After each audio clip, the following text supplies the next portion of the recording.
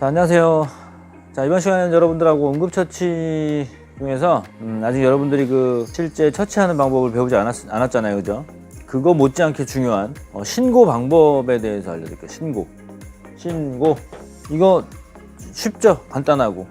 어떻게 해요, 신고? 핸드폰 다 있잖아요, 여러분, 그죠? 전화하시면 돼요. 끝났습니다.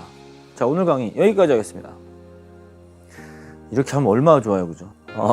이렇게 하면 한 1분 강의했나요, 그죠? 자, 우리나라에는 그 응급의료에 관한 법률이 있어요. 5조에 보면은 신고의 의무가 나와 있습니다. 응급 환자를 발견했을 때는 즉시 응급의료기관에 신고를 해야 한다라고 명시가 돼 있어요. 신고의 의무입니다. 이거 의무예요, 의무. 의무는 반드시 하는 거잖아요, 그죠? 응급상황이 벌어져서 응급상황을 인지했음에도 불구하고 신고하지 않고 그냥 가면 법 위반하는 거예요. 근데 우리는 법을 위반하지 않으려고 신고하는 게 아니고, 응급상황 그때 뭐라 그랬어요? 응급 한문에 마음심자 들어가 있다 했잖아요. 이거 하고 감동 받았잖아. 자, 마음심자. 우리는 마음이 우러나서 신고하는 거예요. 그냥 지나칠 수가 없어요. 내가 정말 처치를 할 수 있는 그런 능력을 갖고 있으면 바로 가서 하고, 물론 신고는 다 기본이지만, 근데 그거를 할 수 없는 상황이면 신고는 반드시 해줘야죠. 다 순서가 있습니다. 주변 상황을 인지하고, 그 다음에 119 신고하고, 환자 상태 확인하고, 호흡이 있는지 없는지 확인하고, 호흡이 없으면은 심폐소생술 들어가고, 호흡이 있으면은 환자를 안정시키고, 이렇게 순서가 있어요. 그건 이제 나중에 하고, 가장 먼저 우리가 처치를 지금 못하니 그냥 지나치냐 아니냐야. 그럼 어떻게 해야 돼? 그냥 지나치면 안 되잖아요. 마음이 그렇게 시키지 않잖아. 그럼 우린 뭐 해야 돼요? 신고해야 돼요. 왜? 법에 안 걸리려고? 아니죠. 우리 마음이 너무 착해서 해야 된다는 거예요. 자, 그리고 또 하나의 의무가 있어요. 이건 협조의 의무인데, 이건 지금 얘기할 건 아니지만 그래도 뭐냐면, 그 응급의료 전문가가 이제 처치를 할 때 협조를 요청하잖아요. 필요에 의해서. 그러면 무조건 협조해야 됩니다. 그것도 협조의 의무예요. 응급상황이 발생해서 누군가가 들어갔어요. 심정지 환자가 발생을 해서 응급처치를 할 줄 아는 사람이 들어갔다 쳐요. 자, 그 사람이 다급하게 얘기합니다. 자, 저쪽에 노란 옷 입으신 분 119에 신고해 주시고요. 여기 빨간 옷 입으신 분, 빨간 옷 입고 머리 기시고 안경 좀 너무 자세하게 설명하려다 보니까 자꾸 살이 붙는데, 정확하게 지목을 해줘야 되는 게 포인트예요. 자, 그럼 그냥 빨간 옷 할게요. 이쪽에 빨간 옷 입으신 분 자동 제세동기 좀 갖다 주세요. 정확하게 명칭을 했어요. 도움을 요청했어요. 그러면 지목 당한 사람은 반드시 협조해야 됩니다. 의무예요. 자, 우리는 일단 신고 얘기하고 있어요. 신고. 자, 좋습니다. 이렇게 해서 이제 우리가 이제 신고를 할 거예요. 자, 119에 전화를 합니다. 119 전화해요. 떼리떼리. 자, 응급 상황이 발생했으니까 응급의료 상담원이 전화를 받죠. 자, 그러면 그쪽에서 계속 질문을 할 거예요. 어떤 상황이 발생했는지, 거기 위치가 어딥니까? 어떤 상황에서 지금 사고가 났습니까? 다친 사람의 숫자는 얼마나 됩니까? 기타 등등. 부상 정도는 어느 정도 됩니까? 혹시 응급처치 하실 수 있습니까? 기타 등등 막 물어봐요. 그러면 그 상황에 차분히 대답을 해주면 돼요. 근데 보통 대체적으로는 어떻게 하죠? 당황해요, 당황해. 내일이 아니면은 또 신경을 안 쓰려고 그래요. 그냥 괜히 엮이는 느낌 난다고 안 하려고 그럽니다. 그래서 보통 전화하면 어떻게 해요? 띠리띠리. 여보세요, 저기 교통사고 났어요. 거기 어디시죠? 잘 모르겠는데 여기 그냥 어디 버스 정장 앞인 것 같아요. 자, 끊을게요. 끊어버려. 그러면 우리는 신고의 의무를 한다고 했어요? 소방대원들, 구급대원들이 찾아가지 못해요. 아무 의미 없잖아요, 이거. 그래서 우리는 이런 신고 방법, 이런 거에 대해서 좀 알아보려고 해요. 이왕 할 거면 제대로 신고해야 되잖아요, 그죠? 자, 그러면 이제 물어봅니다. 물어봐요. 거기 위치가 어딥니까?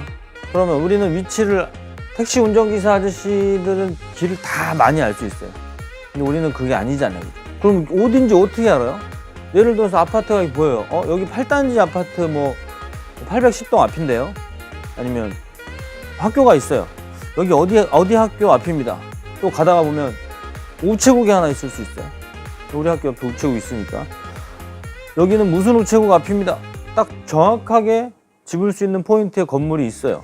그러면 그 건물을 얘기하시면 돼요. 근데 건물이 뭔지 모르겠어요. 그냥 빌딩으로 막 돼 있어요. 우체국도 아니고. 그러면 거기 보면 가게 상호가 있고 전화번호들이 간판에 써 있을 거예요. 그럼 가게 상호 얘기하고 전화번호 얘기해 주면 돼요. 그럼 금방 찾아옵니다. 자, 근데 이것도 저것도 없다. 이런 곳이 아니에요. 사고 난 장소가 만약에 이런 데가 아니고 뭐 그냥 길가예요. 길가. 건물이 없어. 자, 그런 상황에서는 어떻게 신고를 해요? 위치를 어떻게 설명해 줘요? 잘 모르겠는데요. 길 한복판에서요. 사고가 났어요. 사고 현장을 보니까 너무 슬퍼요. 어디냐고 물어보는데 어딘지를 몰라요. 계속 울고 있습니다. 그러면 내 전화기로 GPS 추적을 해서 찾아올까요? 찾아올 수 있을까? 요즘 같은 이 시대에는 모르겠네요. 그거 GPS 추적 요청하고 신호 띄우고 오고 하는 데까지 하면 아마 골든타임을 놓치지 않을까 싶어요. 자, 그러면 어떻게 해요? 우리나라 보면 이 길가에는, 도로가에는 큰 길이든 뭐 작은 길이든 보면 전신주가 있습니다. 전신주 보통 30m에서 50m 간격으로 계속 있습니다. 이 전신주에 보면 숫자가 써져 있어요. 지금 잘 보이죠? 자, 확대된 것도 한번 보여드릴게요. 자, 이런 식으로 이렇게 여기 숫자가 있는데 이 숫자 읽어주면 돼요. 자, 이 숫자는 뭘 표시하냐? 위도와 경도를 표시합니다. 내가 지금 현재 있는 위치, 위도와 경도를 표시해주고, 그 다음에 이게 가는 방향이 오른쪽에 있냐, 왼쪽에 있냐, 뭐 이거부터. 뭐 하여튼 그런 정확하게 제가 이거를 모르지만 경도, 위도, 뭐 이거 세는 방법도 몰라요, 저는. 근데 그게 여기 써져 있다는 얘기예요. 이 번호를 알려주면 그냥 찾아옵니다. 주소 물어보고, 주소가 뭐 대충 여기 전라도 광주 어디, 광주 북구인데요. 북구가 400m 트랙이에요? 못 찾아오죠. 이거 찾으시면 돼요. 전신주. 자, 그 다음에 등산을 가거나, 그 다음에 뭐 이렇게 해안가나 이런 데 가면 막 넓잖아요. 건물도 없어요. 바닷가에 전신주도 없겠죠. 산도 마찬가지고. 자, 근데 그럴 때는 뭐가 있냐 하면 국가 지점 번호라는 게 있어요. 산에, 등산로에 이거는 다 설치가 돼 있어야 됩니다. 다 있어요. 그리고 자, 이렇게 국가 지점 번호가 나와 있습니다. 요즘은 또 스마트 시대 아닙니까, 그죠? 그래서 이 신고를 해서 이 국가 지점 번호를 알려주면 내 위치, 조난당한 내 위치를 알려줄 수 있고요. 그 다음에 이렇게 QR 코드를 딱 찍으면 내 위치가 떠요. 그럼 그 문자 전송을 딱 보내면 내 현재 조난당한 위치에서 구조를 받을 수 있어요. 내 거를 신고할 수도 있고, 그 다음에 그 현장에서 사고 난 타인의 그 사고를 신고를 할 수도 있는 거죠. 자, 그렇게 해서 이제 이렇게 찾아오게 됩니다. 119가 와요. 그럼 됐으니까 난 끊어? 아니에요. 끊으면 안 돼요.